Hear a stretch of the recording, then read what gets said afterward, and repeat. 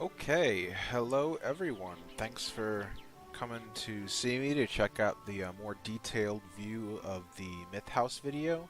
I'll be putting up another one of the Darkmoor house closer to when Blaze posts his video on that one, and or I might do it beforehand. Who knows? Who knows? But again, thanks for coming out to see it, and I hope you all enjoy. And a big thanks again to Blaze to showcasing it for me, and hope you all enjoy.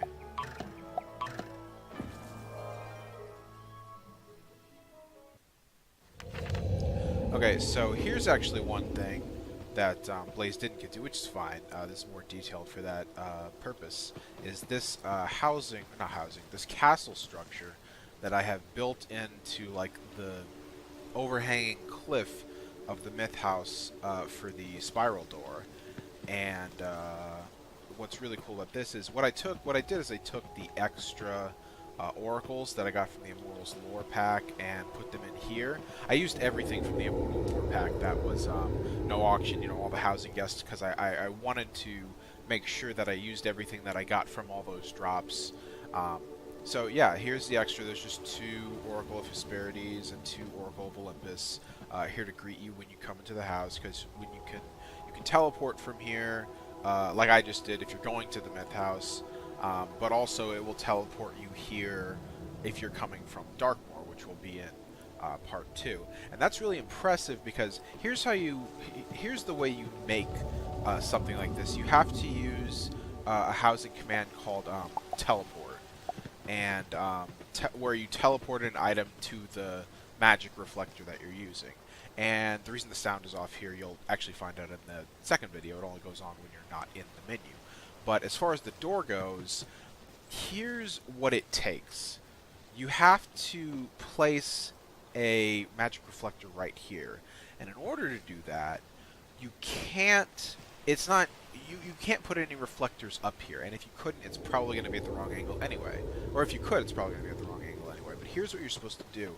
I don't have a space for it, as you can see, but you are supposed to use the Tiami floor mat glitch, where you use a flat wooden platform and floor mats, but you also need to use like top and bottom castle magic, like this one, but of course, yeah, I can't place any more there. Of course, not the one that's just a 1x4, you use like a 4x4, and a couple of these, and what you have to end up doing is putting out the floor mats all the way out there to, you can't see it, yeah, you can kind of see the little bit of castle block that's over there. What you can't see, though, is the little magic reflector that is actually inside the overhang there, inside of the rock. You can't see it. And what that magic reflector is doing is teleporting, that, I hope I didn't pick that up. Nah, it's good. Jeez. Scared me. But what it's doing is it's teleporting this block right here, the windowed tower. It's teleporting it right there. Now the reason it's there is because, and I'll have this in some of my extra articles that I'll put up, is there's a bug that happens. Teleporting an object here, that housing magic command, is very, very buggy if you do it on a magic start detector. And I believe that if you do it on a timer rather than when you set foot in the house, like it's that 1 second difference that allows it to not bug. Because what will happen a lot of the times is you'll have items that will bug and just stay where they're teleported when you go into the housing menu, where they shouldn't be teleported. There are some exceptions, which I know is weird, but there are some exceptions to it. So that is a big, complicated mess of how to do that. And what I was getting at was, you're supposed to use the Tiami floor mat glitch to get over here, to place that little housing block there, so you can put a magic reflector that teleports both that round window block and the other one, wherever that is. I don't even remember where I put it in the house. Actually, it's actually inside, I believe, if you look close. Maybe? It looks like there's 2 layers there. Yeah, they're probably inside one another. Or maybe not, who knows. But like I said, it gets convoluted. But The objective is to figure out where you need to put your magic reflector exactly, and then place it there inside the rock that teleports both those closed windowed castle blocks together, and then they go through their own castle magic, which is just one getting lowered and then both getting expanded, so you have a nice castle just hanging outside of the cliff.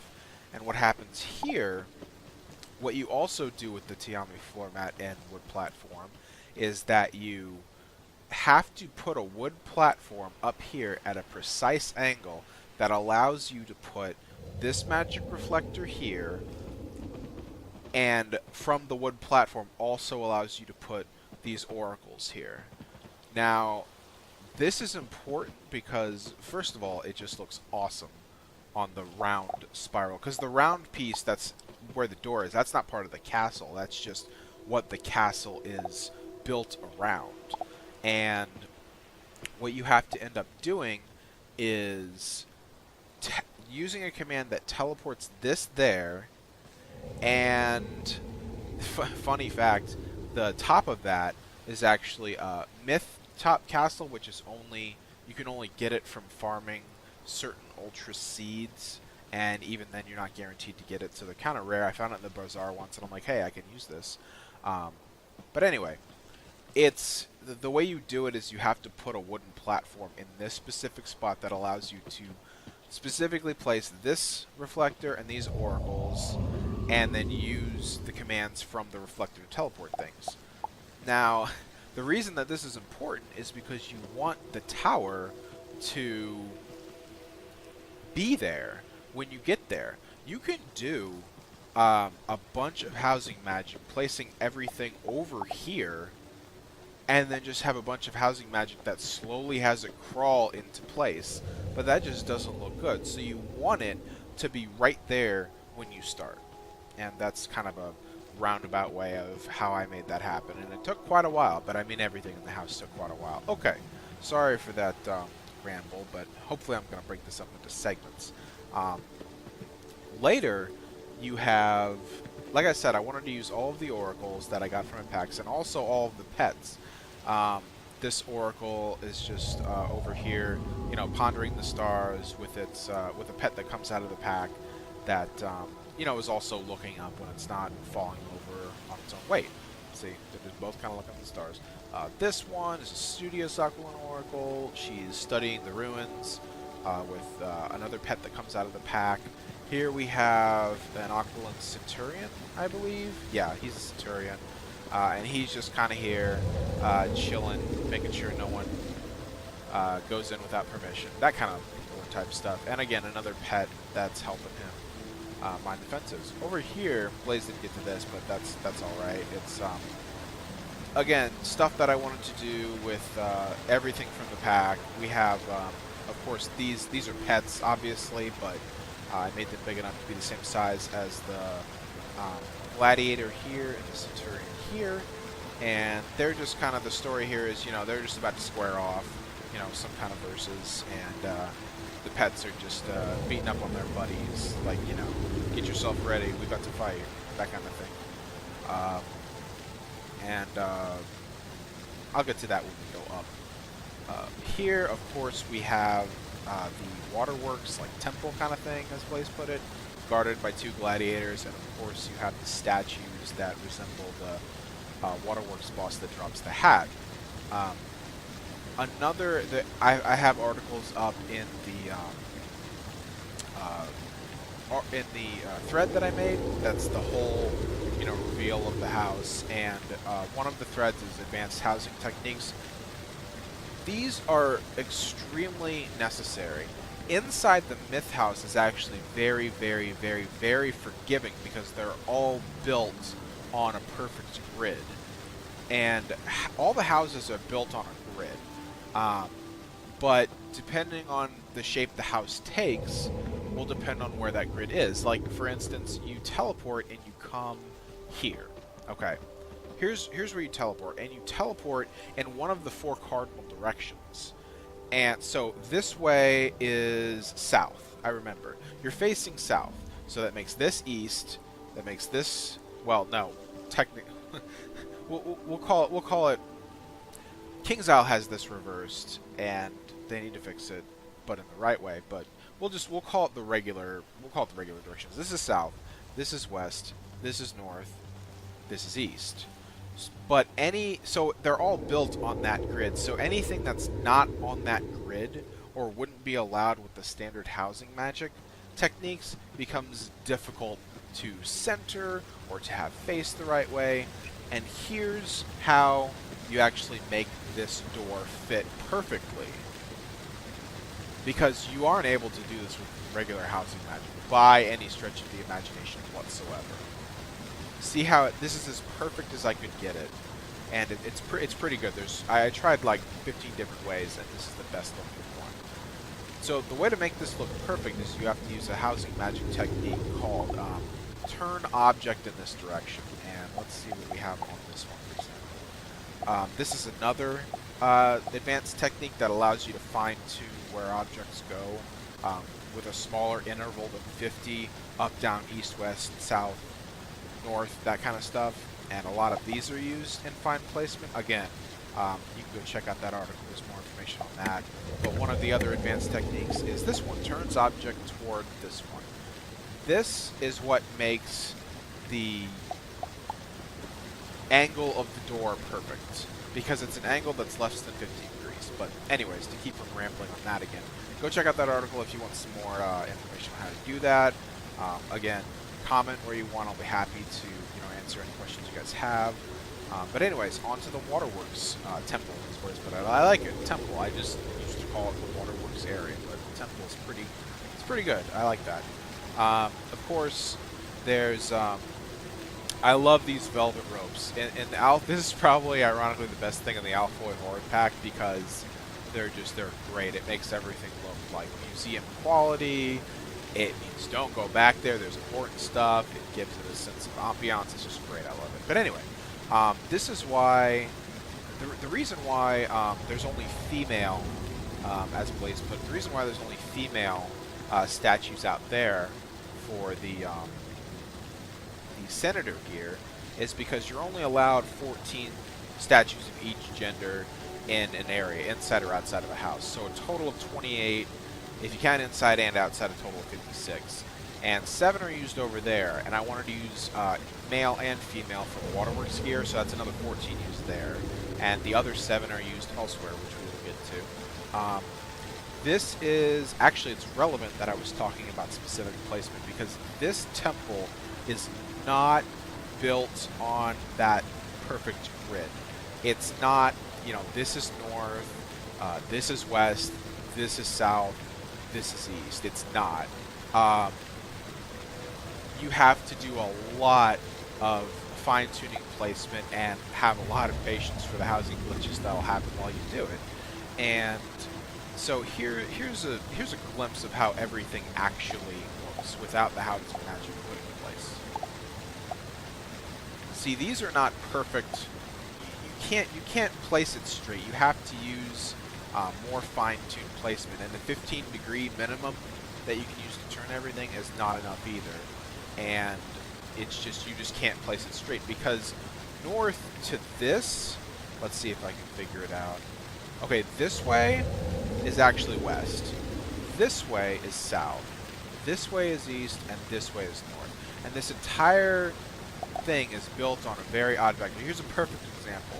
See all these magic reflectors? They're in this row like this because just to show how, this is one direction, the exact opposite is another direction, and then if you were to run it perpendicular, you'd have the other cardinal points. So just think of this as like a north-south. Actually, this is a west-east, pointer, and fine-tuning everything to make it display as though it's on a regular perfect grid is so intensive that it just takes a lot of time and effort and patience knowing what you're doing in order to get this kind of stuff to display properly.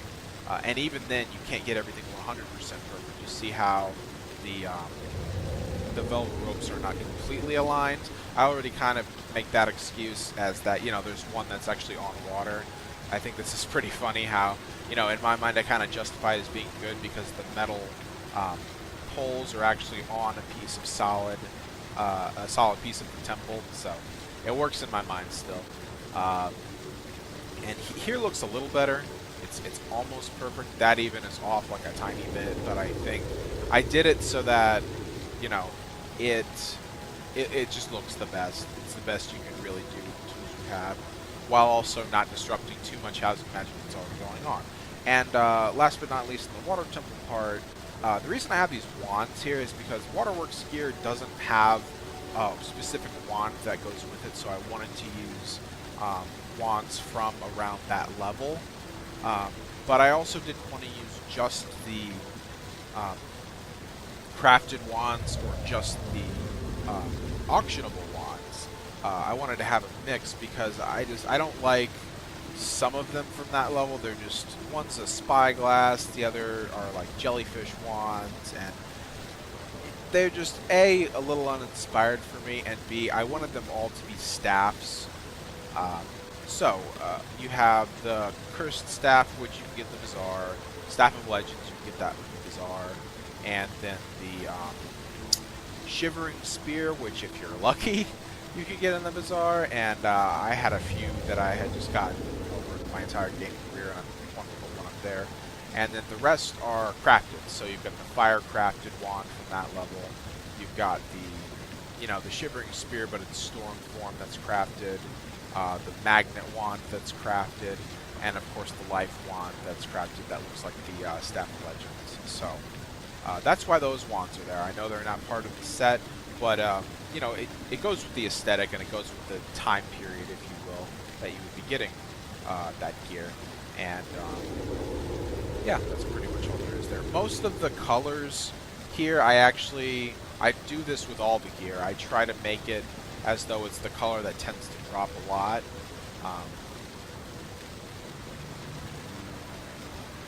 Yeah, I try to make it the color that tends to drop a lot, which is why the female death is actually red, white, and black, because it actually drops that way, so I wanted to have that as part of the display. Okay, moving on. Okay, let's start over here now. Starting over here, we have, I actually, when I was farming Darkmoor Animus, I actually had extra Draconian Animus, so I wanted to put them somewhere, so I already had some of the stuff here, so it gave me this idea to make kind of a fan lore area. And the story behind this is the area where Malistaire is training his Draconians in preparation for his revenge in Darkmoor. Right over here we have a dragon spawn housing guest, which is actually a boss from, I believe, Polaris. It's either Polaris or Avalon, one of the two. And it's actually, this is the skin that Malistaire uses in the round 3 cycle, where he says, fear the power of Dragonspire, and does some damage and destroys an aura on a random opponent. And I just have a little I just have a little carpet sigil here to, I don't know, just to give him a place to stand, number one, and that is just kind of him teleporting or using magic to be here to train his dragons. And so I started off this area with just the idea that I wanted one of each school book and the mount, the craftable mount, to just be here. So it started off with Fire Book, let's zoom up a little bit, Ice Mount, Ice Book, Storm Mount, Storm Book, Balance Mount, Balance Book, and so on and so forth. Got Myth, Life, Death, and yeah, that's how it started. And then I had my extra Draconians, which I did not have room. I ended up not having room in Darkmoor when I was finishing it up. So I went ahead and said, okay, well, I'm going to do a little Darkmoor lore here. And these are all the different schools of Draconian, which are, by their appropriate book. And, they're basically taking lessons from Malistaire here in preparation for his revenge. And this 8th book here is actually the one that drops in Mirage. It's not a school, so I just call it, the teacher's copy or the professor's copy, whatever you want to call it. But that's what I made up here. Is just this little lore area. because I didn't really have any other purpose for it when I was making the house, but I did like the idea of having Melis there, like Vladmir's Revenge. And over here we have a Death Minotaur. That is, the lore here is he's just kind of guarding the place while the lessons, quote-unquote, if you will, are going on. And he's relevant because he helps him with his revenge, because this is his 4th turn cheat cast, where he says, what is it, a gift from Tartarus, and has the Death Minotaur come out, smacks a random wizard for a Death Minotaur spell. And also we have the Darkmoor Arch, which is, again, going to the Darkmoor lore, so there you go. And I put the Wisteria fountains here because, I don't know, they just look really good in that kind of placement. Number one, they're all called bow because the place is best experienced while you have all the names displayed, but there's not an option that allows you to display like just housing guest names or animus names, but not pet names. That's why they're all called bow, because bow is the least intrusive pet name. If everyone had their own random name, it'd be like 12, 15 characters long maybe, and it would just get in the way of a lot of the names, and it's a lot more manageable than just bow. And as far as magic goes, the only thing that's really relevant to this area that is useful is, well, there's 2 things. One, there is, oops, stuck in the fountain. One, there's, let's see if I can find the one that does it. Yes, this is one that does it. Turns object toward this one is assigned to all of the breadcrumbs here that are assigned to the Draconians. And this is what, when activated, this is what makes all of the Draconians face toward Malistaire, if you will. See, they're all facing you. And that's what allows you to, again, display them in an angle that's a finer denomination than the 15 degrees that you're allowed with standard housing magic.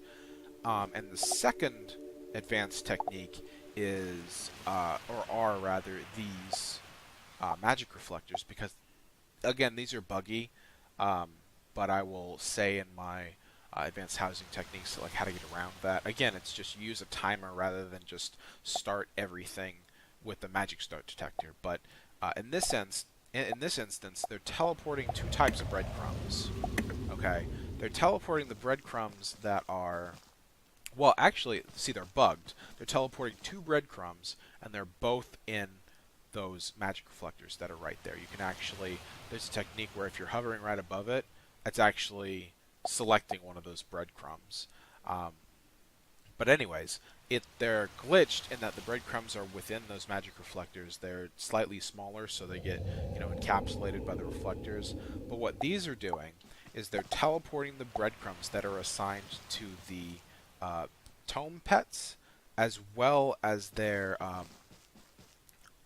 mount counterparts, so that they're both going to display in the center of these. And the reason this is out on the edge is because it actually gets moved slightly, and then it will be at the center when it moves. So those all teleport to the center. All of the mounts and the pets move toward the center, and then if you watch, there's a moment where the mounts go up into the proper positioning, and that's because breadcrumbs, even when they're high or low, the pet, I haven't yet figured out exactly or if it's even possible to get the pet to go to that. Well, that's a lie. I've got it to work in Darkmoor, but that's a special case. But in the standard sense, they only go where the breadcrumb will teleport, but they will only go to that point of the breadcrumb where there is ground. So like when you're walking around where there's ground. And that's their reference. And the reason that the books actually are higher up, they're not following the breadcrumb. Well, they are, but they're not following it up. The thing about the books is, if you increase their size, which I do in these reflectors, when you increase their size, it actually increases, it increases from the top to the bottom of the pet. And half of the pet from the ground is empty space. So that empty space also grows, making them go higher. and going high enough to be on the pedestal. And how the rising actually works is this timer right here. Let's see what reflector it's doing. So this reflector here, actually both of them, I believe, or maybe it's just one, have each of the mounts move up 100 units at the end of that timer. So they're going to their breadcrumbs, timer activates, and they all rise up. That was pretty hard because of the breadcrumbs using both the same space, but that's a ramble for another time, or not a ramble at all. Again, I'll try to talk about safeguards for that in the advanced housing magic threads that I do. So yeah, that's that area there, and then we'll come over here to the centerpiece at the base, and this one this one was interesting, because what's happening from the start is all of these statues and all of these mannequins are actually facing the center point right here. And why that is because this one of these here, let's find out which one. I think it's this one. This reflector actually teleports a good deal of these reflectors that I need to be in the center. And here's what you do when you need more than, 8 actions happening on in one space, is you tell your reflectors, okay, I need this action to happen, this action to happen, this action to happen. Like this one is all the mannequin statues that will be turning toward the center. What you do is you teleport. You have your one here that on start will teleport all the reflectors here. But then you have a separate timer, which is one of these two, that actually then activates those reflectors. So on the start, you have the reflectors teleporting to the middle. And then at the end of the timer, you have the teleporters, not the teleporters, reflectors. At the start, you have the reflectors teleporting to the center, and then at the end of the timer, you have those reflectors that are now in the center activating. And this is what it looks like. You'll see, let's show you the mannequins first. You'll watch them move just a little bit. There, you see that? Move to the center. Same thing with the statues. Watch them move to the center. See all that? That's from that timer going off. And the reason the rug expands is just because of, toward the end, running out of space. That was one of the last things I did in the house. And all these buttons you see, those are the buttons that Blaze was pressing. And yeah, these are very simple. You just do housing magic that has them shrink a little bit and conceals in the pedestals. So you can just walk up to it and see that there's a magic button to press. As far as how the magic is done, Blaze was talking about something that actually teleports the wizard to the center. Let's see if I can find it. This is a very special. Oh wait, no, it's not. This is just an extension. Okay, I see what I did. Here's actually the setup that makes the Hydra animation possible. And the reason that there's so many time blocks is because of the school symbol changes. Each time block tells the symbol to show up or move up and down. That's what the storm and the ice symbols are doing. They're not actually being appeared, they're being moved up from being down slightly. And the reason that is because if you do the time delay of having the symbol actually appear or disappear doesn't sync up with the Hydra's attacks. But if you put those symbols, if you make a command that make the symbols start as visible but 50 units below, and then have it rise up at a specific time, it will become visible when the Hydra attacks. That one was fun because you only have 6 of those sigils to work with, and you have 7 schools. So I had to think of a way to get creative with that, and that's what I did. But that's the Hydra's animation blocks right there, and all the other ones are up here. Oh, this is where the school symbols are, because you have to get them together in order to conserve space.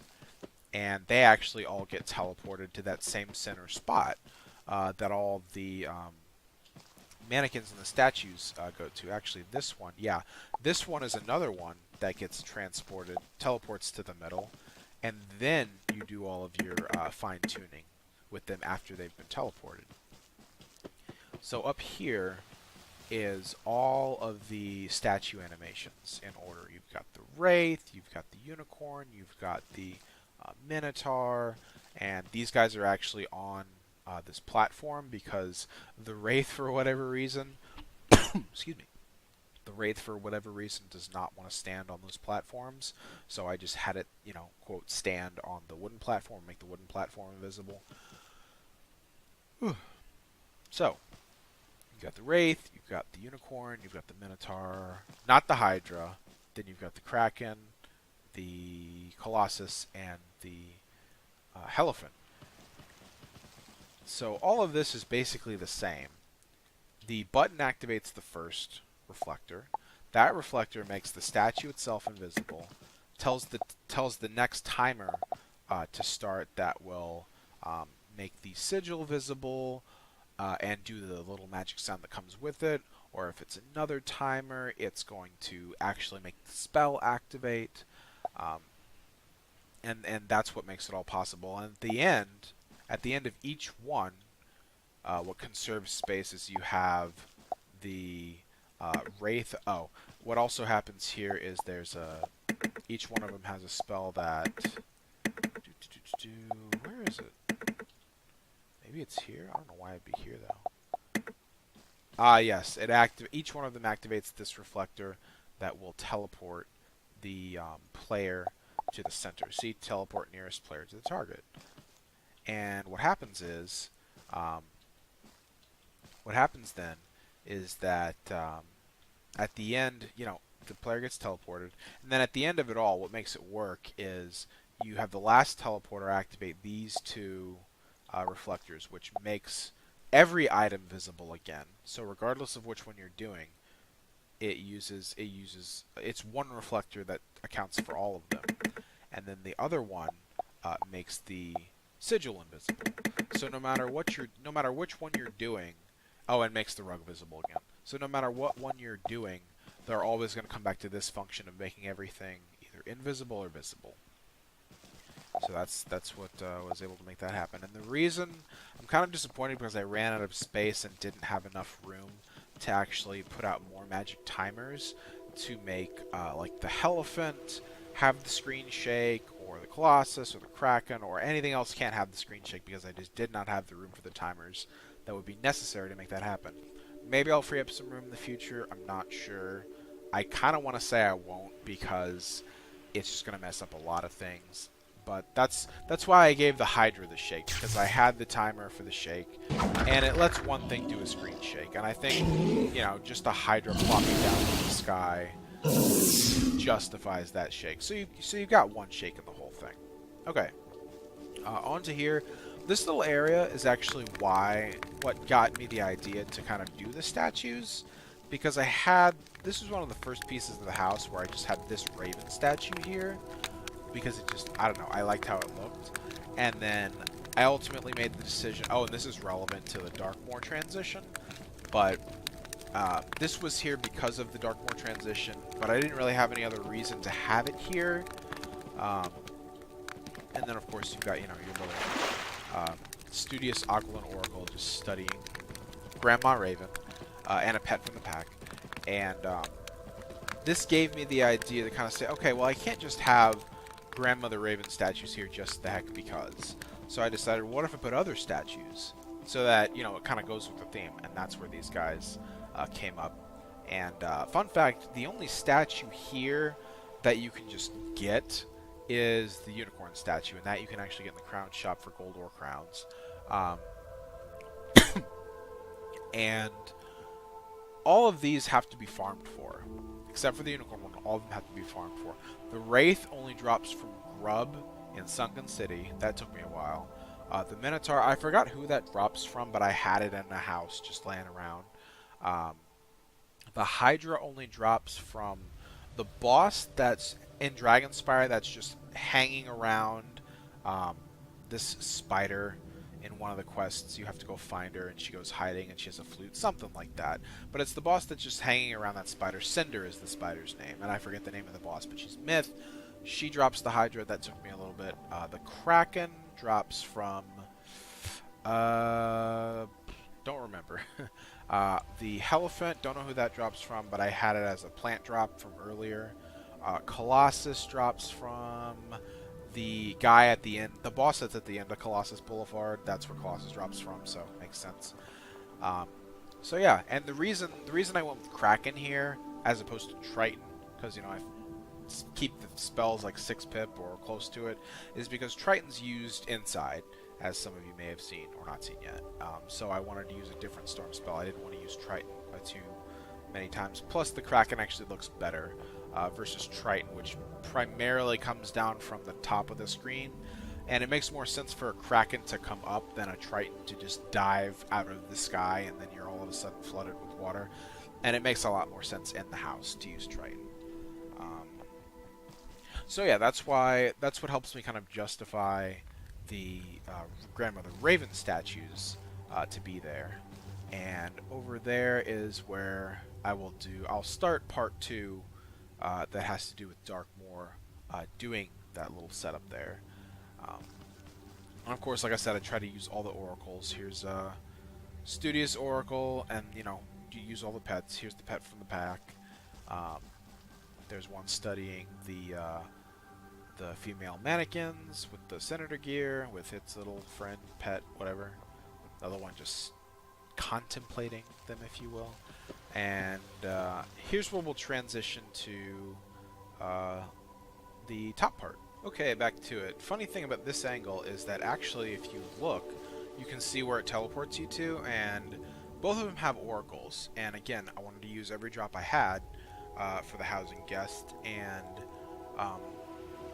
my thought process was the Olympus Oracle kind of guides you to go to the upper part, which I kind of see as Olympus, and the Hesperides Oracle guides you to the lower part, which I just see as like the Garden of Hesperides kind of area. So that's why they're on top of there. And actually, how that worked was, again, when I had space, I'd use the floor mat and the flat wooden platform to give her a space to actually get placed.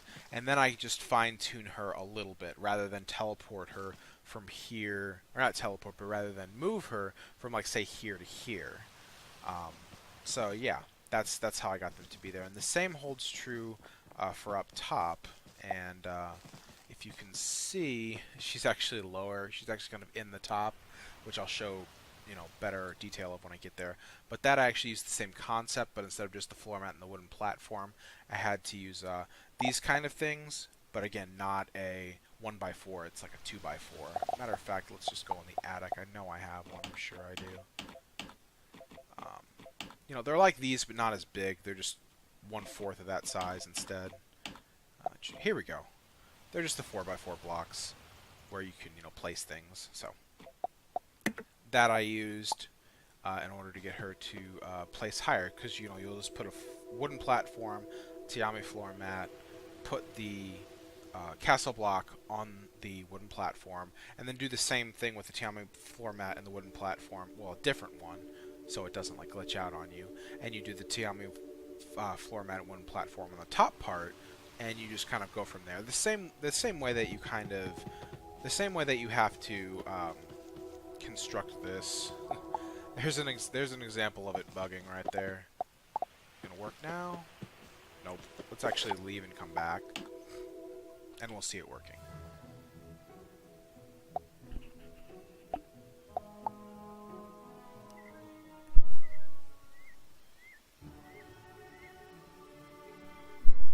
Okay.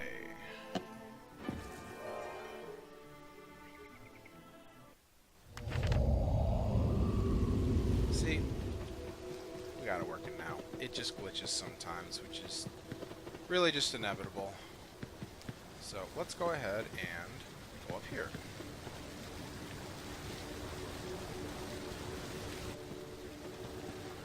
So this area, again, using all the housing guests and the pets, we've got a Studious Aquaman Oracle, just studying the entrance. Gladiator just chilling here. He's a bouncer, making sure everyone's behaving themselves. And here, an Oracle of Tartarus that will lead you into the Tartarus area, or Hades area. And this is where some of the other 7 mannequins go. We got 2 here. One, what is it? One waterworks upgrade, if you will, over here. And here's a Hades, the glass cannon critical build here. And it's just to show you, it's to kind of guide. It's a small example of what's inside, because those of you who've seen the Blaze video, and I'll show it to you here anyways. You've got the right side, that is the critical gear, and the left side, that is the waterworks upgrade gear, which I'll actually show. And then, of course, you just got bracers to give it a nice Hades to it. Up here, we've got the same kind of thing, but it's with, again, using all the pets and using all the guests. We've got one studious Oracle just chilling, or not studious, contemplating Oracle, just chilling here with its little eagle pet. And over here, we've got another Centurion and its pet, the Harpy pet. Over here, we've got the same kind of thing as downstairs. You've got the Olympus Oracle, that's going to be on your left of the house, and a Zeus gear set. And then you've got the Atlantean Oracle, that's going to be on your right when you go inside, and a Atlantis set. So, same kind of theme. And now, we'll go inside. Okay, time for the inside. As you can see, it's pretty elaborate. Let's just start with the entrance. We've got some gladiators there with some banners, and the clay jars are there because they come in the Immortal Lore pack, and they just kind of flow. I tried to use everything from the Immortal Lore pack. I mean, I definitely did for the housing guests, but as far as drops, I used, maybe about half of them, because A, I couldn't find them, or B, they didn't flow well. So, yeah, let's start with the beginning. This carpet is another example that's something on a very odd angle. If you try to place the carpet, it's not going to be in the center. It's going to be either to the left a little or to the right a little. And again, you have to use those advanced techniques that have it move in a specific direction or move toward a specific teleporter. And that's what allows it to be centered. These I'm pretty proud of. The hanging orb lights. I always wanted to put these in a house, but I didn't really know how. These I'm pretty pleased with. And actually, there's some advanced technique used here, which most people probably know about. But if you don't, the way in which you get this, I needed it to be, as you can see, they're supposed to be like nails in the concrete that then hang the ropes, that hang the lamps. But what I wanted to see them do was to just have the ropes hang from the ceiling. And the way you do that without making the ceiling engulf the rope too much, just barely enough, because you don't want, I didn't at least want the rope too high, because then you wouldn't really be able to see the hanging orb lights. So what you do is, since that's a denomination that's less than 50 that you need to fiddle with once you see how high it's going to be when you grow it a size, which I did. What I actually did was I took, you can actually take these 1x4s now and put them down, and then put a medium-sized castle block wall like the wooden one, and set it up. And then I either had to use 1 or 2 of the 1x4s in order to place this up just high enough so that it would then reach the ceiling to that amount. And that's just another example of fine-tuning things. So, if we look, we have every armament pet. Actually, they're all Gen 1s, and they're all at Megas. And the reason I put the armament pets here is because the regular enchanted armament drops from the guy who drops Alpha and Omega Ring in Mount Olympus. So I just took kind of the logical progression and said, okay, well, if I have one, I may as well have all the others, and then that'll give me a nice 4 on each side. So you've got the Spirit Schools and Balance, and then the Elemental Schools and the then you have the elemental schools and the base enchanted armament that comes out of Mount Olympus. And so I also continued with that logic of just, okay, well, if he comes from Mount Olympus, let's put the tapestry to Aquila here. So that's what I did. And on this side, where it's just all PvP relevant, I said, let's put the PvP arena tapestry here. So that's why those are there. And as you can see, we've got 4 of each of the Dueling Blades wand on the wall. And this, I'm really proud of. These trophies right here are actually, if you look, what they are is the Sapphire Trophy and the Dueling Blades wand that you get for PvP rotating.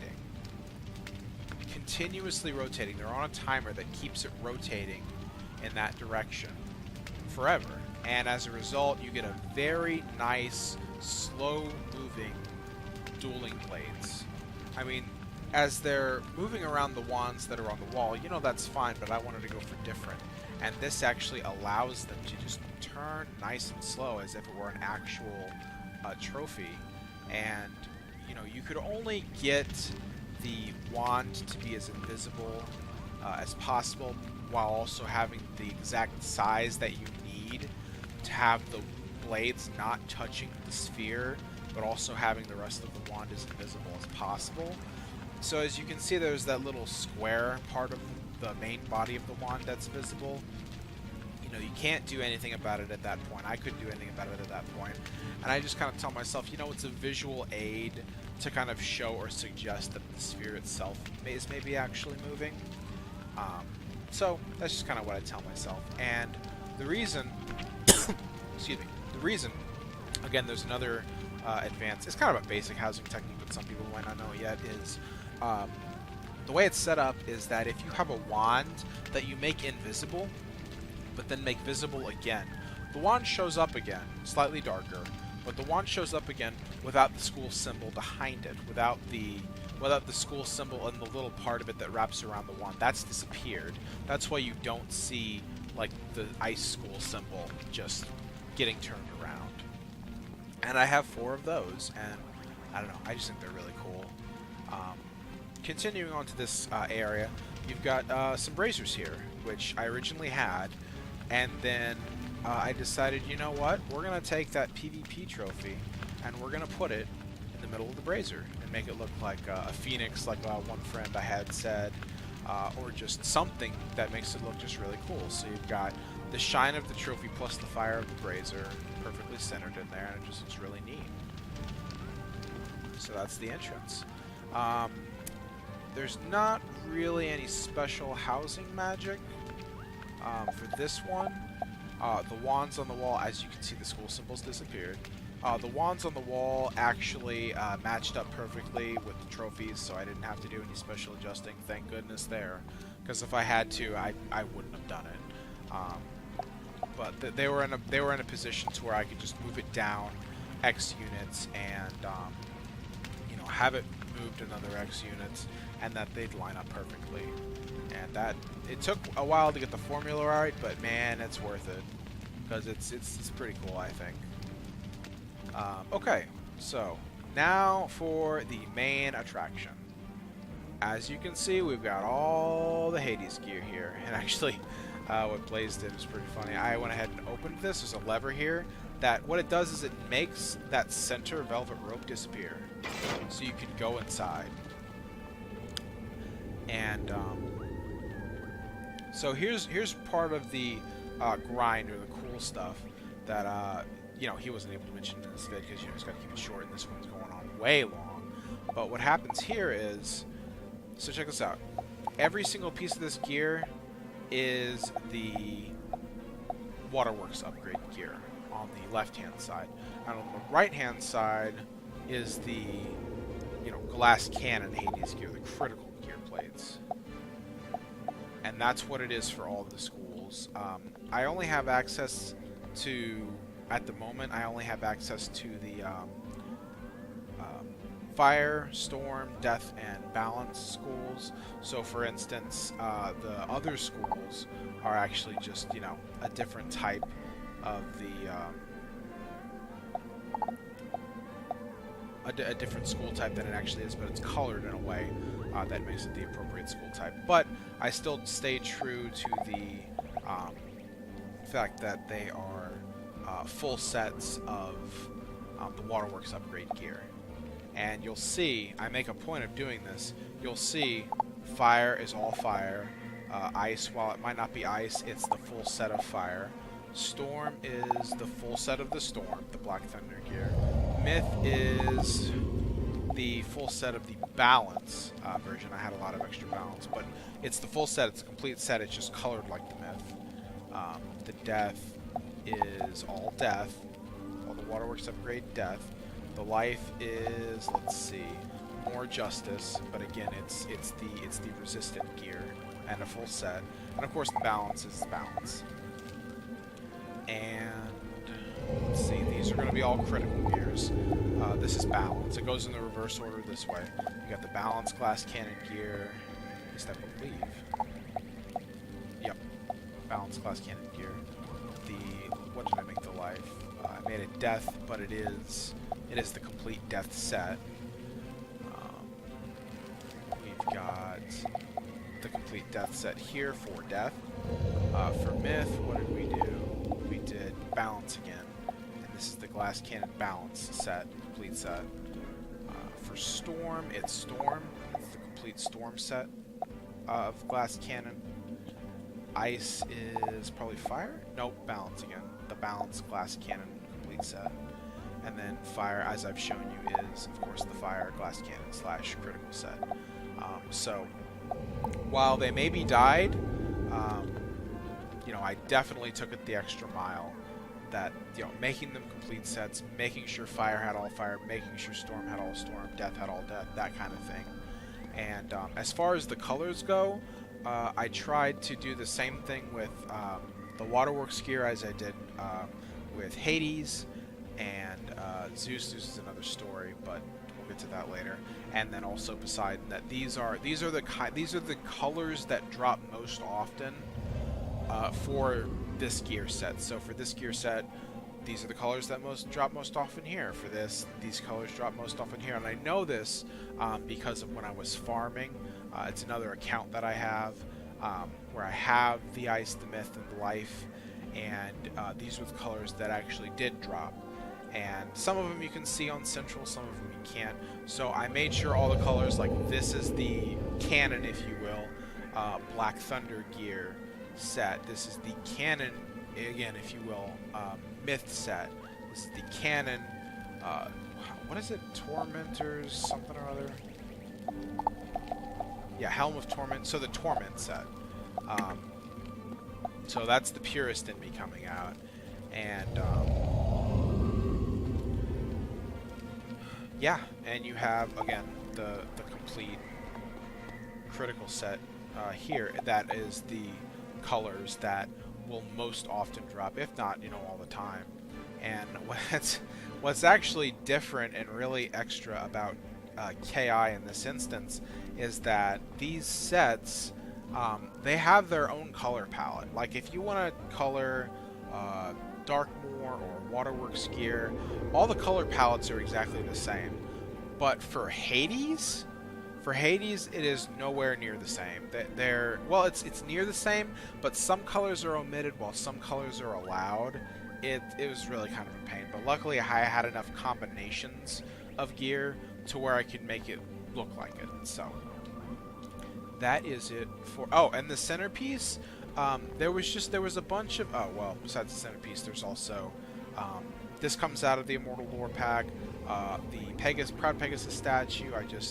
It flowed. I wanted to put them on the sides, and then the Ember Stones. I didn't have a whole lot of places for them, but I wanted them to be a part of the lead-in kind of area.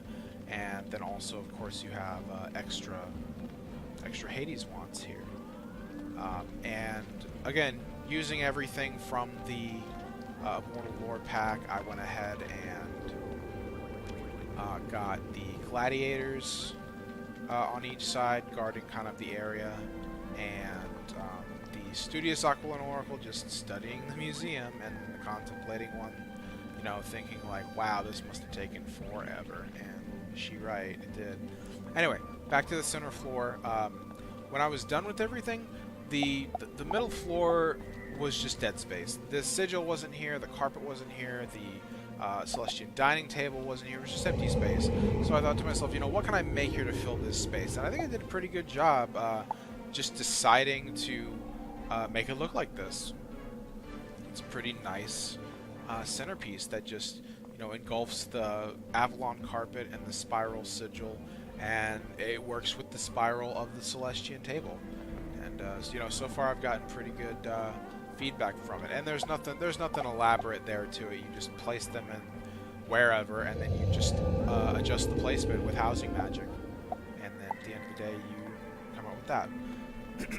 Now, with that being said about the not having access to ice, myth, life, what you have to do if you want to have, say, you know, an ice staff of Hades or a myth staff of Hades or a life staff of Hades, if you notice they're actually slightly darker every other one, which is the ice, myth, and life. Same thing over here, because you have to, and this only is able, you're only able to do this to such an extent with certain wands.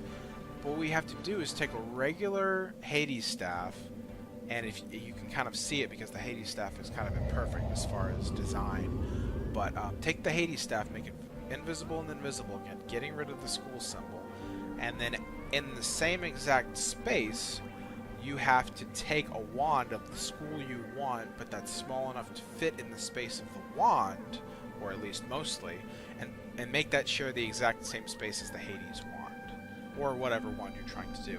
And that's what I've done with myth and life and ice. Myth and life aren't so bad. Ice is eh. But that's what I have to work with until I can get the actual ice gear, which maybe it'll happen, maybe it won't, who knows. But at any rate, here's what you want to do in the meantime. And the reason these are actually like this, I'll actually show you here.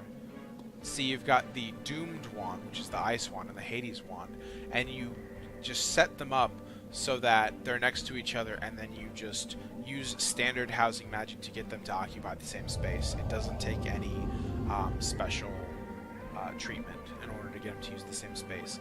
But the reason that they're like this, you know, hopefully this bug will get fixed before, you know, hopefully it just comes in the next update. But the reason they're like this, and the reason you have to make these wands share the same space, is because if you stitch a wand to another wand and you try to display that wand, what ends up happening is the display turns the wand it turns the aesthetics of the wand, and it turns it 90 degrees. It's either to the left or the right, and I can't remember. And it makes it look weird. It turns it 90 degrees, and that just doesn't fly, especially in Darkmoor, more so than here. But I wanted them to face the correct way, so this is the technique that I ended up using, because it'll display either to the left or the right 90 degrees. I can't remember which. I want to say left. Actually, no, can't figure it out here.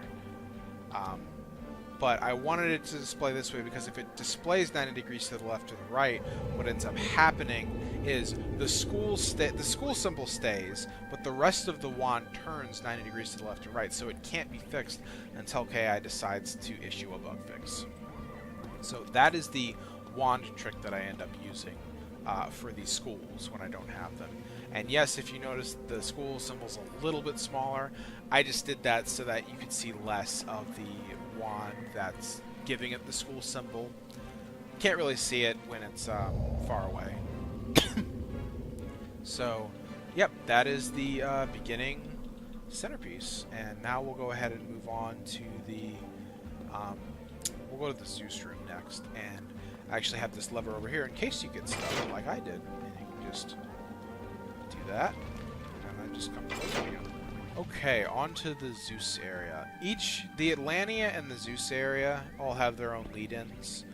Just kind of like the middle area is the Tartarus lead-in or the Hades lead-in. Each one of the oracles always kind of is there to greet you. So you've got the Oracle of Tartarus here. And then over here you have the Oracle of Olympus. And this room is just decorated to be transition from Hades to Olympus. You've got the purple columns that come out of or the purple and yellow columns, so Myth and Storm there, that come out of the Immortal Lore pack. And I go ahead and put a couple of Hades murals here, again to transition. You got the Apollo banners that are always real nice, and then just Zeus wands. And these are actually, a little disclaimer, these are actually the Zeus wands that drop, that are level 90, that drop in Tartarus, because the ones that drop in Olympus have animations like your standard small wand that you just wave around.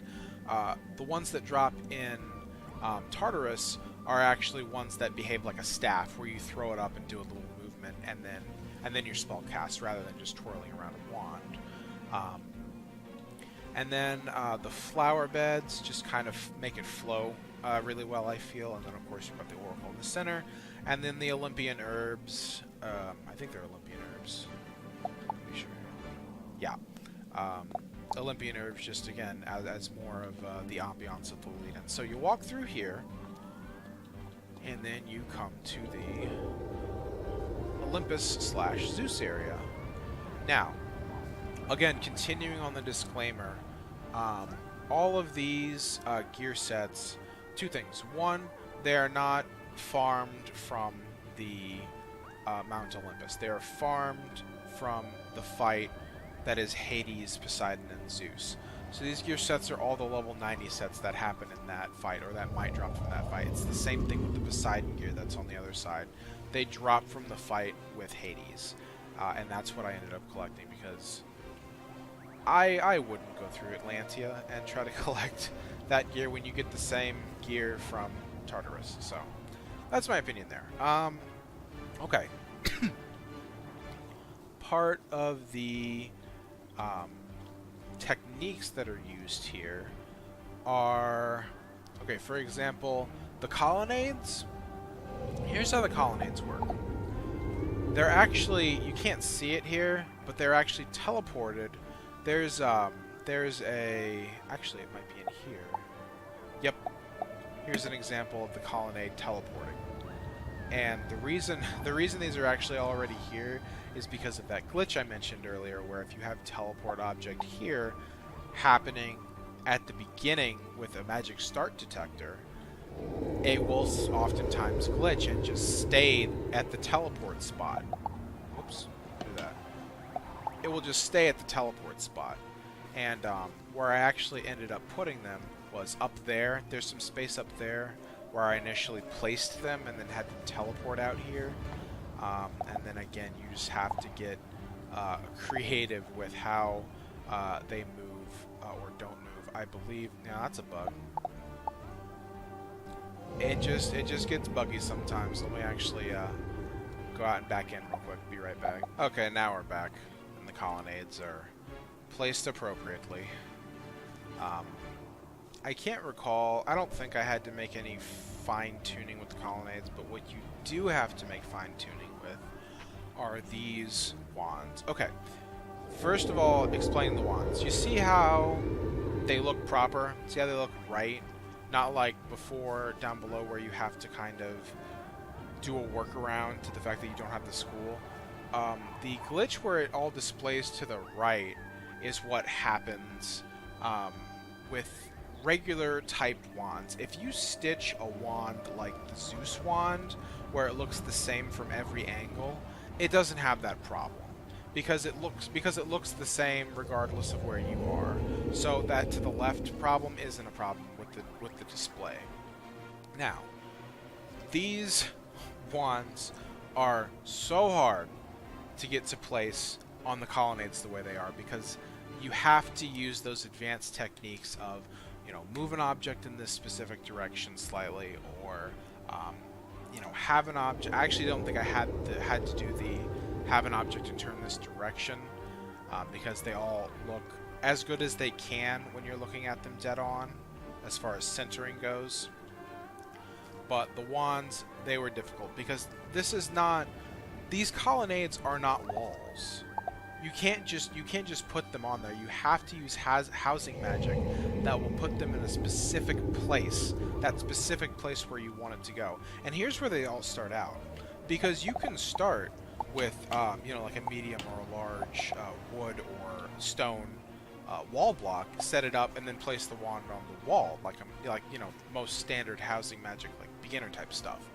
But in order to get these to all position correctly so that it looks like they're hanging from the pillars of the colonnade, that takes a lot of housing magic to get right.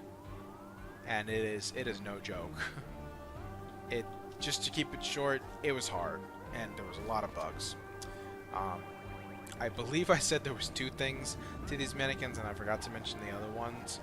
If the colors look a little odd, it's because, again, I don't have access to Life, Myth, and Ice right now. And what happens is that the Zeus armor, its color palettes are severely limited. It has like 6 colors, like 4 colors you can use for the main and 2 for the secondary, or maybe it's 4 and 4, I don't recall.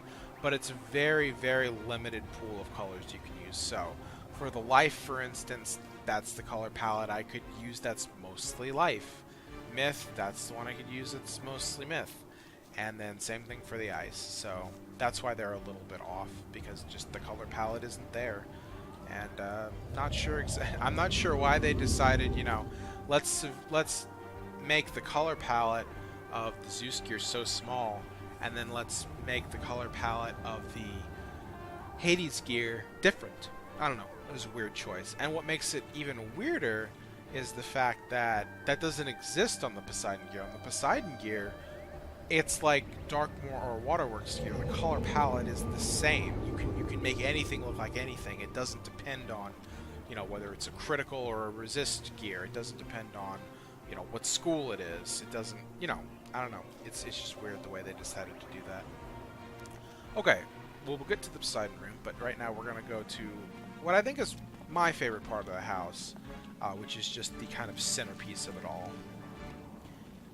And the reason it's my favorite is just because the way this was all like the last minute stuff of the house.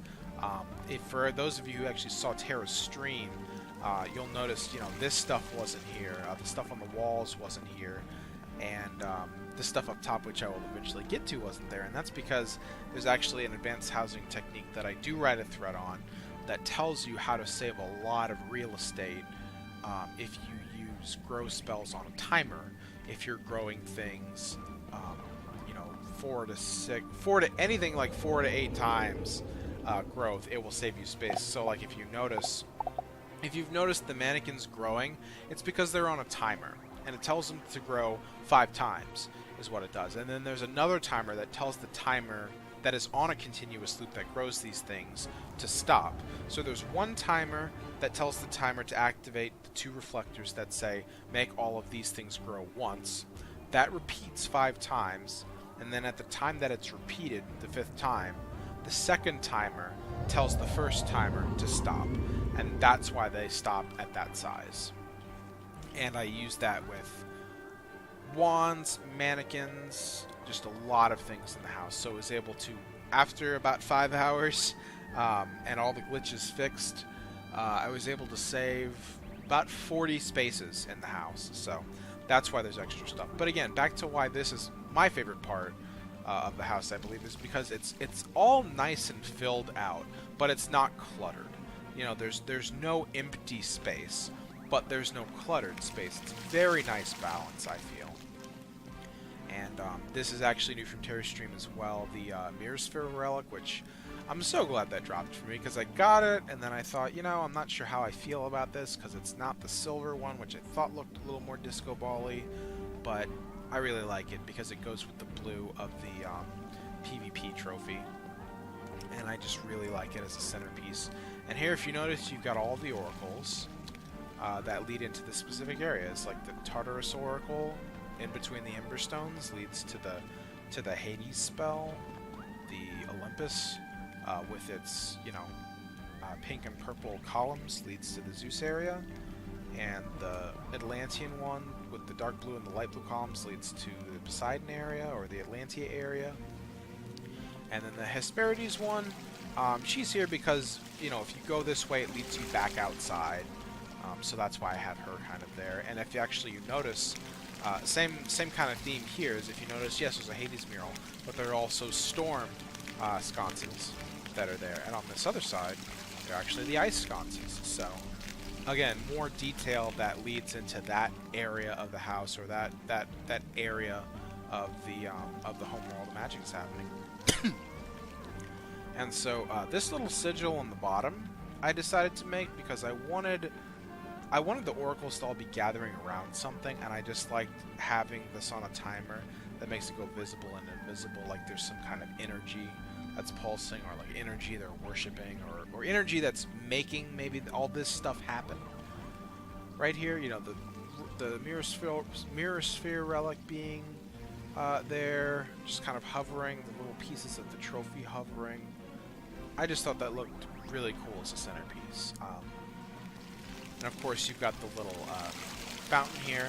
The fountain I liked because it's another bug where I don't like it because it's a bug, but it's another bug where it's a teleport here because it actually won't fit there. And I actually had done some stuff with it where it was like shrunk or lowered, or, you know, I just fiddled with it a little bit. But ultimately, I decided I just want to have a teleport because, and again, I either have it in the article or I'm going to put it in there at some point. But what happens with the teleport object here when you're doing it on a start detector, where it just happens right away, it will sometimes glitch to where it's there permanently. Really, this is placed out here, out in that open space I was talking about. But what happens here is that when that glitch does happen and you have this item there permanently, what ends up happening is there are the commands that you give that item that you're wanting to teleport. There end up being two sets of commands. There are two sets of commands for it when it glitches and is permanently here, and then there's another set of commands for it where it originally was. And that is why you want to be careful with that. But again, I think a timer would probably fix those issues. But I didn't have time or space for a timer, so I just thought, you know what, we're just going to teleport it and not do anything with it. So I don't have to worry about glitches happening. And I will do the animations in a separate piece after I go ahead and finish this over here in the top part. Of course, we have the Poseidon room, and this is very apparent. You can see the wands and the color difference and the little wands in the middle of them. These were harder to conceal because the neck of the Poseidon staff is just, or the trident rather, is just is very thin. This is why I went with the Doom wand, because, you know, you can definitely see it, but it also goes with it because it's ice. So I just kind of went with it that way. But again, you know why these all look dark, and you know why there's little tidbits of other wands in there. Again, the Poseidon gear, the color palette for the Poseidon gear is the same exact thing as Waterworks and Darkmoor. It's the same regardless of what piece of gear it technically is. So that's why it's a lot easier to color scheme these properly. And again, the shells, the little chains, they weren't here in Tara's video because this was after I had freed up those 40 spaces, so I went ahead and did some more, aqua-themed stuff and filled kind of the empty space there. And the Atlantean arch, actually, this doesn't, as you can see, or it's when it's shrunk, that's what it is. When you shrink it, it actually doesn't go in the middle, and the only way to fix that is to use, a complicated move object in this specific direction function. So that's something that's actually made to center that way. The mirror sphere relic, ironically, is actually another one that uses those techniques. These pillars right here, actually you can see because this is off a little bit, but it's not enough to make me want to change it. Probably the same thing over here. No, not quite as much here, but it's the same idea here. These pillars will not be centered on the pillar that I'm trying to, replace it under. See, those pillars replace the ones there for a more aesthetic appeal, but they won't center. And how I fix that is I actually use these commands here. I just use it once. I guess I just use it once and it does it enough. But that specific placement of that reflector is what allows these pillars to exist the way they are. Just as an example. And I'll try to touch on the others as I go through it. But the arch, the pillars, the mirror sphere relic, they're all specifically centered using advanced techniques. And of course the Atlantean monument here, which I'll discuss more. Blaze pretty much discussed it to a T. Well, not quite to a T, but I'll discuss it more when I get there. Here's the equivalent to the Olympus lead-in room. Is the Atlantean lead-in room. You've got, the Poseidon's spears or the tridents. You've got 4 total, and then you've got the same kind of theme of Hades moving into the Atlantean room. You've got the same pillars that lead in that are at the centerpiece area as the corner pillars, and then you've just got some starfish to again be related to the aqua theme. I choose the long blue runners basically just because they're blue. This one actually is moved specifically because it won't display center as well. If you notice, let's see if I can do this without damaging anything. Well, it won't show you, but it won't center, and you have to fiddle with it to make it center properly. These you would have to also, but it's fine. These were kind of put in toward the end, so I leave them the way they are on the sides. But the center one, I wanted to make sure it lined up correctly with the door. So, like I said, that also took some special centering. And now we'll go ahead and go on to the animations, and we'll talk a little about that. Okay, let's go ahead and start the animation explanations. We want to start here at Hades. Let's go ahead and have a look at that animation one more time.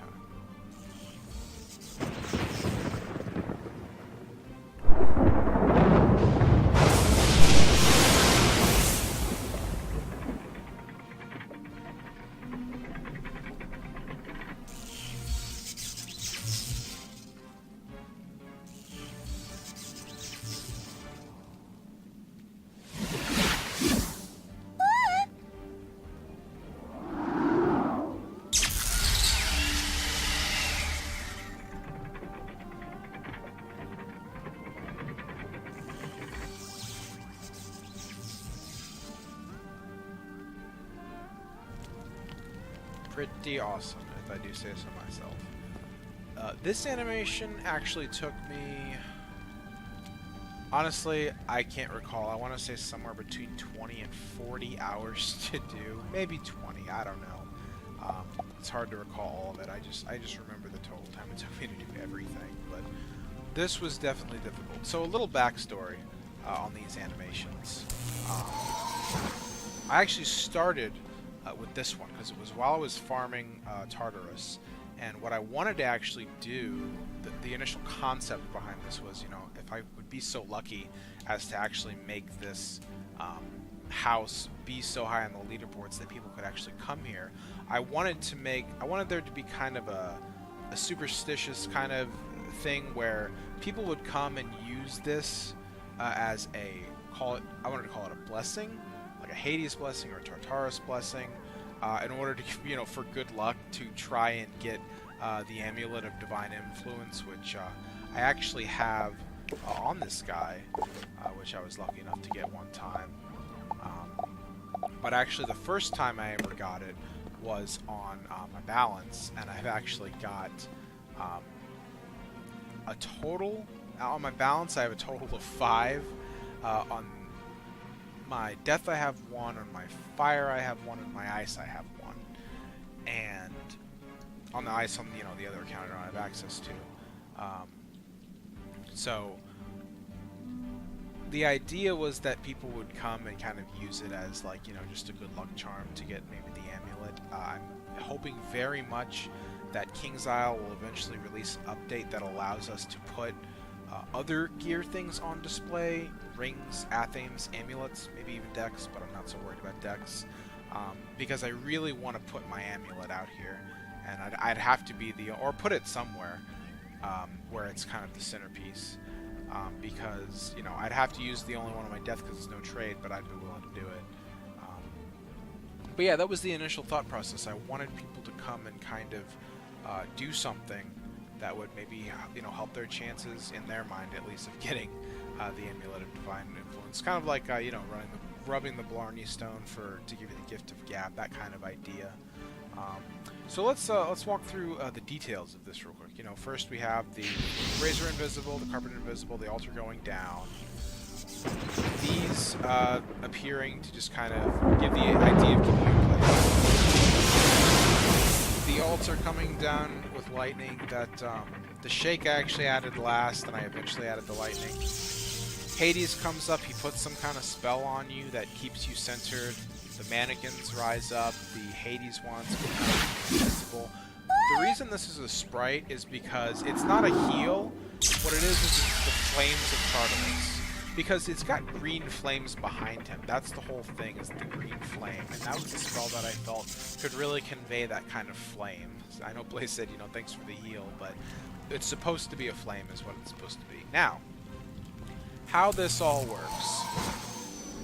Without getting into the detail, here's the row of what gets activated from the brazier. We've got this going off, and these are all the timers that are relevant to what's going on, and all the reflectors that are relevant to what's happening in the animation. All of this right here. That whole line, and a couple back here. That whole line is this animation right here. And as you can see, here are all the pieces to it.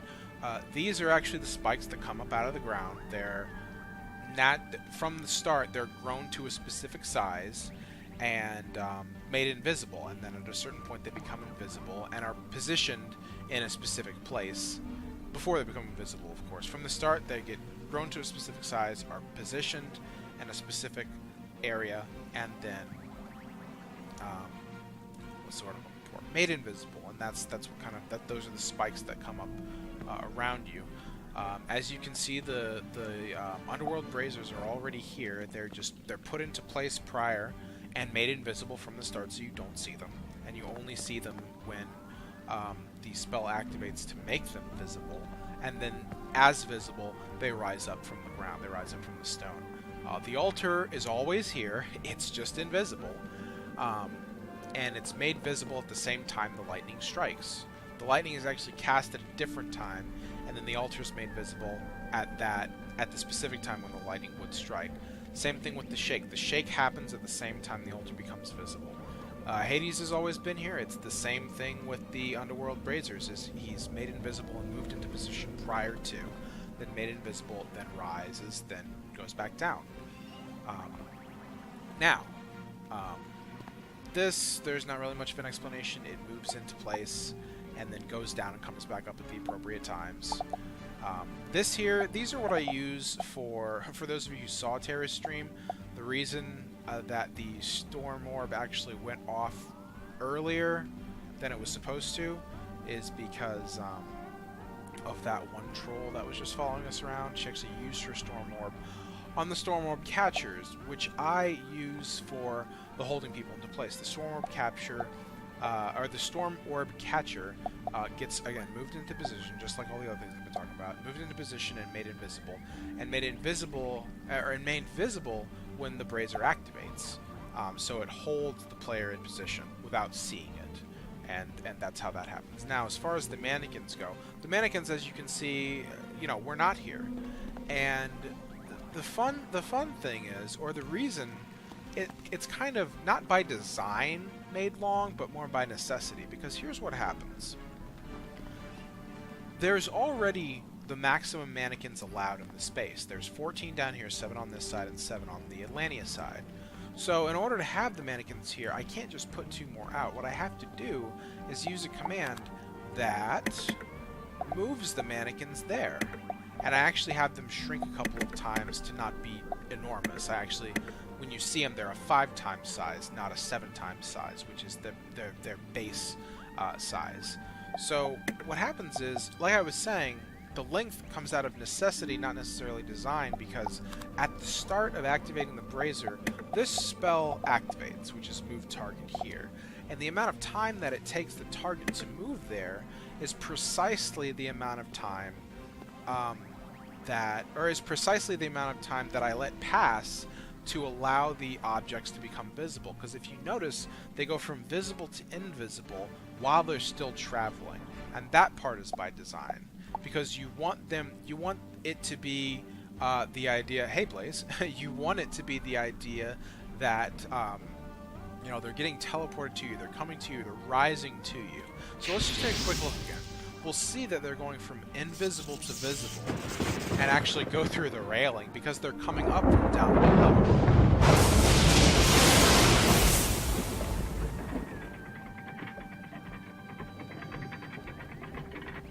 Okay, here they come.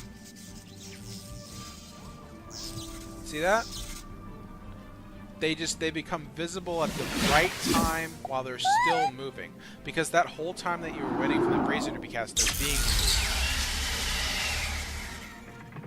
Oh, and if you'll notice, the Hades mural is supposed to be the mural down there. Because if you'll notice, the mural's gone. But watch it come back up when the brazier becomes invisible. See? The mural comes back. And the way that the mannequins that did come up are fixed uses a command that's return object to its original state, but then at the same time it also uses commands that have each one grow 7 times. Because original state or original position is what it's called. What it means is original state. That means where it's placed at in the house, its exact size, no spells have been used on it, so you have to, you know, use the grow spells on it again. That's what this is actually for right here. Both of these are for growing those mannequins back to regular size. So that's, you know, the short version, if you will, of the Hades animation, which, you know, who knows? One day maybe it'll get popular enough where people actually come and do that. All right, let's do the Zeus animation now. Let's go ahead and do that.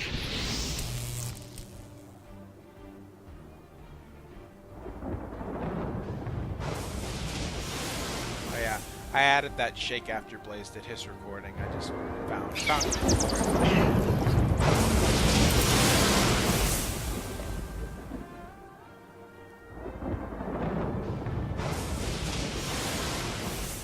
Okay, so what is it that's happening here? First, a couple things. One, I actually made the myth Zeus wand be kind of his belt buckle, because there's no center column for the wand to actually go, so I wanted it to actually be on Zeus, because I figured that'd look better. Also, Golden Apples tree that comes in the lore pack actually made it move, just so that there's something on this floating mountain, but just ignore the floating mountain. The flower bed here is just for... They also use the teleport to me kind of mentality. You'll see here. Let's see. Target. Okay, it's not there. It's somewhere. But where the flower bed just teleports. Oh no. Okay, it's already there. It's like glitched. I guess it's this one. Yeah, it's this one. So you can see this magic reflector right here, or not. This magic reflector right here uses that. Here it is. Uses the whole teleport object here, because there's no room to actually put it here. You have to teleport it here from where there is room. And then the flower beds are just here to, you know, make it so that the colonnades aren't just hanging out there, because that's really what they're doing in most of the places. 3 out of the 5 columns, or 5 out of the 6 columns, or 4 out of the 6 columns, 4.5 really, are just hanging out there, like without a care in the world. So it gives them some ground to kind of go on. But anyway, the Zeus spell. So what's actually happening here? let me fix this stupid. Let me fix this glitch again real quick. Okay, got the glitch fixed for the time being. So what's actually happened here? Well, you've probably noticed when I go into this, you know, the housing menu here, there's already a Zeus statue here, but there's also another one here. It's the same kind of principle with what's it called? The Hades blessing, or the Tartarus blessing, if you will, where there are already things in place, they're just made invisible and made visible at the right moment. Here you have the Zeus statue that's already made big and visible, having the myth wand as its kind of belt buckle already ready to go. This guy's here, he's just invisible. And it's at the point, in the same way that the Hades blessing has the altar appear at the lightning strike, this one has the Zeus statue appear at the lightning strike, and it's actually lowered, I think, 100 units or 50 units, I want to say 100 units, so that you don't see the base, you just see his feet, like he's just right there in front of you. And hopefully King's Hell will release other bird monstrology soon, to where I can actually put all of the guys from Aquila in here, especially the ones from Tartarus, you know, Zeus, Hades, Poseidon, Kronos. Really looking forward to that. Hoping that they put it in here, because I do have plans to remove some things in order to make room for them. But really looking forward to that when that happens. You know, fingers crossed, guys. But anyway, it's as simple as that. It's as simple as it's just invisible at the right time. Just like at the point where this becomes invisible, the statue in the back or at the point which this becomes visible, the statue in the back becomes invisible. And it actually works out very well, because it takes exactly 1 second for something to actually become invisible. If you give it the invisible command, some things, it depends on the items. Some items just disappear instantly. Some items take exactly 1 second to fade away into invisibility, and that's how long it takes the Zeus statue to do that. So you're able to time it at the exact right moment. There's 3 layers of timing there. There's the layer at which the lightning has to animate. There's the time at which the lightning has to animate. There's the time at which the Zeus statue in the back has to go invisible, and there's the time at which the Zeus statue in the middle has to go visible. And the rest of the spell, the rest of the blessing, if you will, really is just making sure the lightning, bats, and the insane bolt go off at the right time and in the right position. And that you just have to fiddle with, because you can tell. Let's see if we can make this. Let's see if we can find it. Well, at any rate, you have to, some of your pre-work to any kind of animations has to, for example, I think this magic reflector or some magic reflector somewhere, when you enter the house, already rises to the point that you need it to be for whether it's the lightning bats and the insane bolt going off, and at the proper position you want it to, whether it's the insane bolt going off that has the Zeus teleport. You want it to be not only at the right position, but the right altitude. And the same thing goes for this guy right here. You want that lightning to actually be the same altitude as the bigger Zeus statue that's in the back. And a fun fact, let's watch this again real quick. If we have the animation go off, lightning goes on, that goes invisible, Zeus goes active, so they're actually each 1 second apart. Watch right here. Listen for when you hear the lightning in the back go off.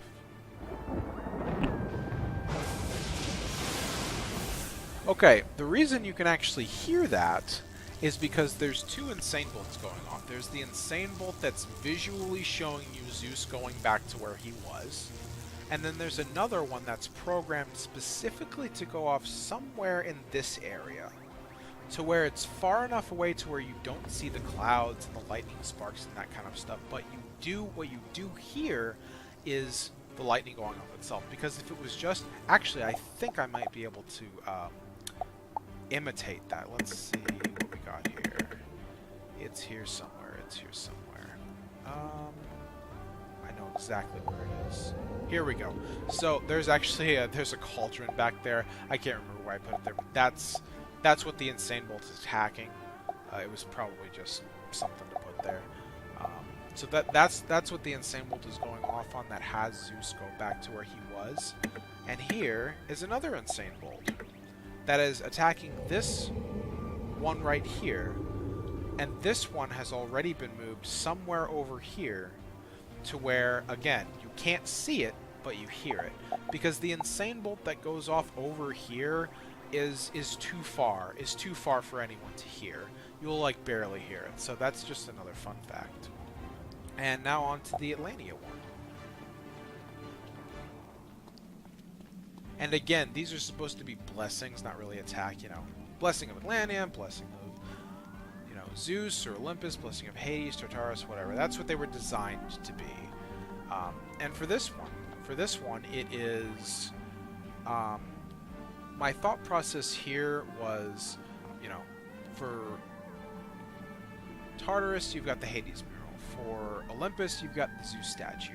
For Atlantia, this is really the only equivalent you have, so I thought, you know, how can I make this look cool? And the way I made this look cool is I tried to make it an animation to where it, like, brought the statue to life. And you can kind of make that argument, a little bit loosely, but, you know, here you've got the wyvern part of it. You've got a wyvern-type kind of creature being attacked by this guy with a three-pronged spear, you can say.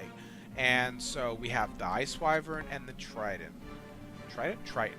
We have the ice wyvern and the Triton go off, and then the statue returns. So let's watch that with that in mind. And each one of those, well, I'll explain that later, but they're very specifically placed.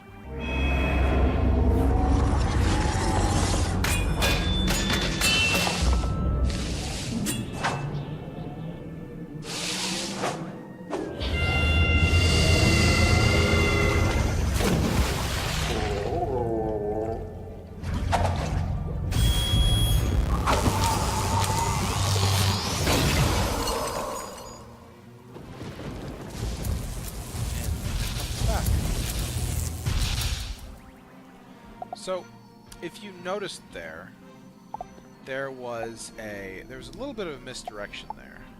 Let me turn this off. I'll just leave it. There's a reason I want to leave it.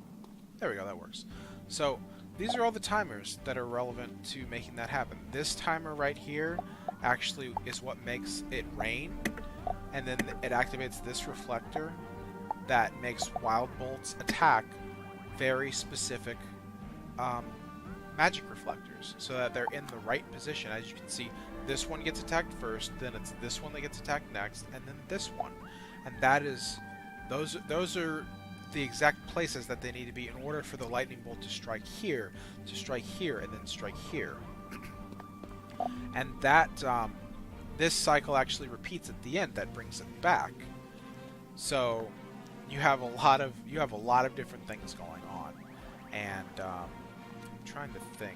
If you noticed, there was a little bit of a misdirection at the Triton, and that's because I had to get creative with it. If you noticed, there was this. You had a spectral blast of ice. A spectral blast of ice that went off right in front of you, and a camera shake. And the reason for that is this room is too small for Triton to really fully animate. That's why you saw it dive down as low as it did, and at the exact appropriate time, if I might add. It's as soon as the wyvern disappears is when the Triton actually dives, not just when everything's filling up with water. And that's another reason why I chose the Triton, is because you can actually make the argument that the entire room then fills up with water, because it's just a room. It's not like outside where it's just outside. It's an enclosed space, and so you get to make that kind of argument as well, which I think is really fun, really nice. But anyway, the reason you saw this spectral ice blast is because, like I said, Triton is too big for this. I might have said small. Whatever. Triton is too big to animate in this small space. The space is too small for Triton. So what I did is I gave instructions for whichever one of these reflectors it is for Triton. I can't remember which. But I made this go down so far that when he does dive in, he's diving kind of into the, the stones, the concrete. But then he does come back up and you see all of his figure. And you see him, charge. You kind of see him charge his trident. But the reason for the spectral ice blast is because it's misdirection.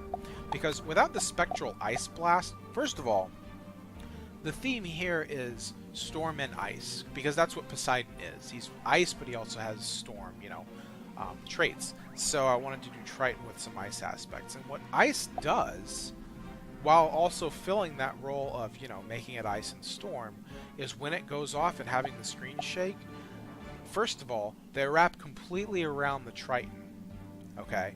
And second of all, as the screen is shaking and as you're looking at all these ice blasts coming at you in perfect succession with the shaking of the screen and with Triton attacking, it is making it not apparent that Triton's, Trident is just, it's going to be in the ground at that point, and you aren't going to see, the electrical waves of the Trident actually hitting you. So instead, you see the top of the Trident kind of in your direction, while the screen is shaking and the spectral ice blast is hitting you. So it's like he's hitting you with the spectral ice blast, not the standard Triton animation attack. So let's watch it again and see if you can catch that. Again, all those reflectors that you saw are in perfect space to be sparking there, and there.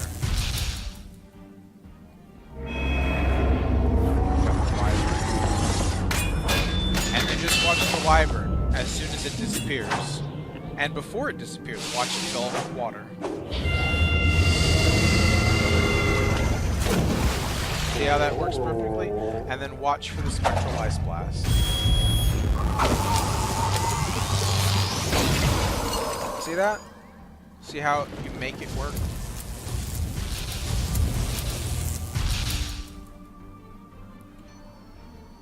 And the reason this exists instead of the very obvious Stormlord animation is because Stormlord wasn't available as a housing magic spell until after I did this. I'm still happy with this, with the setup that I have, because it really just brings the statue to life. But I've also got like a secondary spell here that Blaze didn't do, which is fine. But it's a secondary spell that just uses Stormlord. It's very, very basic, but it's so obvious that Stormlord, lore speaking, is Poseidon. So I went ahead and did this.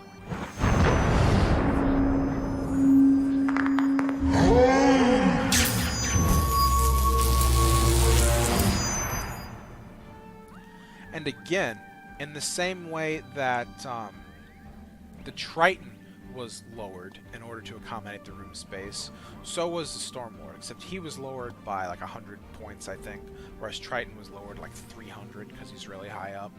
So that's all there is to that. And again, here's some of the timers that are associated with that. It has to make sure the brazier is out of the way, so you can't just keep activating it. Things of that nature, but hopefully that gave you a little bit of an idea of how all these animations worked, and hopefully it sparks some interest in you of creating something you might have an idea on. And if you're struggling with something, hopefully you can figure it out on your own, because it might be a little bit awkward to try and walk you through. But if you're stuck, feel free to post.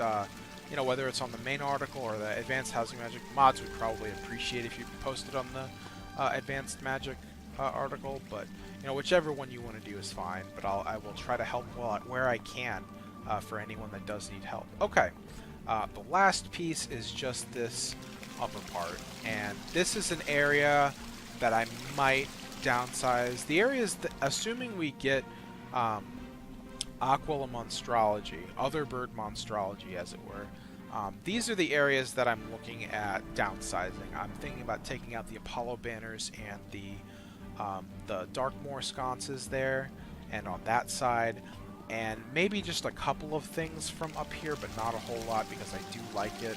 This was an area that was created after I freed up all of that space that grows everything on a timer rather than its own 7 grow spells or 5 grow spells or 4 grow spells, whatever it is.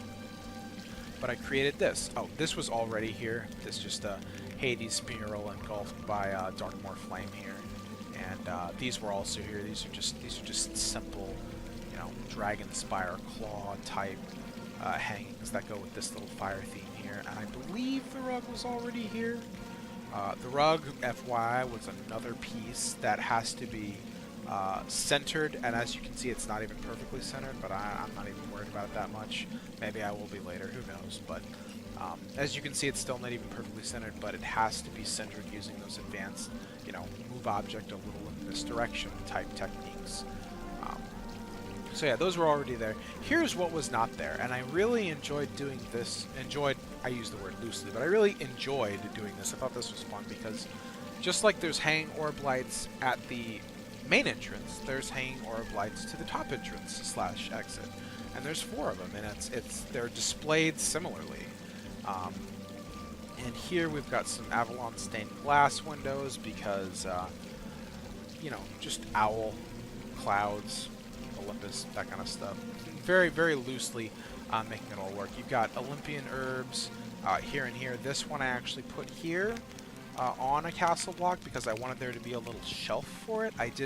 I wanted to use these areas for something, but I didn't want it to just be Olympian herb and then Olympian herb. I thought it would be weird. So I put, you know, a castle block shelf there that's actually the same pattern as the floor beneath it. It's the same pattern as the floor that's right here, so it works out that way.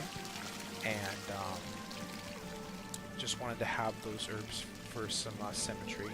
And of course you've got some Apollo banners, always nice to put up for Aquila or Tartarus themed stuff. And then you have these plaques, and the reason I went with these plaques is because I didn't want to just have, you know, a storm shield or a fire shield or a storm plaque or a fire plaque. I wanted there to be something here that acted as kind of a hint. And what these are doing is kind of, in my mind, acting as a hint to, like, you know, activate the fire in the middle, activate storm on the left or the right. I might actually switch these. But no, I'll leave it the same because it's the way it is outside where the mannequin's outside, you know. Activate storm on this side, activate ice on this side, and you'll get those animations. So that's why I chose the plaques that actually, you know, are pulsing a color. And another fun fact is the plaque is also something that has to be centered because it'll be either too far left or too far right. You have to use those advanced techniques that get something centered. If you look closely, you can actually see it's still a couple pixels off, but I'm fine with where it is. But you can see it's something that doesn't naturally center itself. So, yeah. And that's that. Let me actually see if I can get a fun little glitch to work at the end here. Yep, there's the glitch. You can actually, I guess it's when you're selecting a castle block, you can actually zoom out beyond the borders of it all, and you can see really everything. It was just a pretty cool glitch that I discovered. I'm pretty sure it has to do either with the colonnades or the castle block selection. I think it's the castle block collection, but for example, as you can see, here's where the colonnades actually fit in the house, where they are initially, that then teleport over here. And you can just, you know, see a nice bird's eye view of literally everything, and I just thought that was really cool when I discovered that. So, hope you enjoyed that last little final Easter egg. And let's just do, you know, a quick walkthrough to make sure turning that colonnade didn't screw anything up, and yeah. Yeah, we're good. And that is the entire myth house. And I hope you all enjoyed. Stay tuned for part 2, which will be it'll coincide with Blaze's video that will include the teleporting to Darkmoor and then Darkmoor itself. So bookmark the thread, subscribe to my channel, whichever you want to do. And I will see you again soon. Goodbye, thanks for stopping by, and a big thanks again to Blaze Lifehammer for featuring these houses. See y'all soon.